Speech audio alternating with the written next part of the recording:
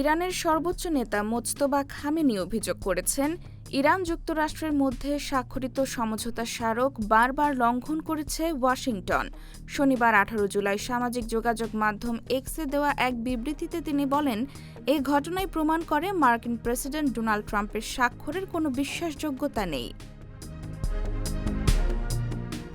খামেনির দাবি, জবরদস্তি, একচ্ছত্র আধিপত্য ও কঠোর নীতি যুক্তরাষ্ট্রের বৈশিষ্ট্য।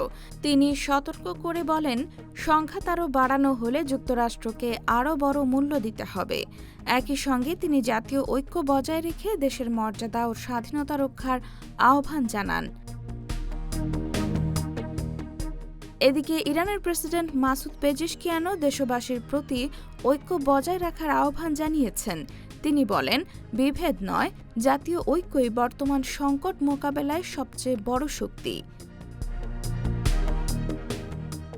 এর আগে ইরানের উপপররাষ্ট্রমন্ত্রী কাজেম গারিবাবাদি জানান, যুক্তরাষ্ট্র সমঝোতার শর্ত লঙ্ঘন করায় তেহরানও ওই সমঝোতার প্রতি নিজেদের অঙ্গীকার স্থগিত করেছে।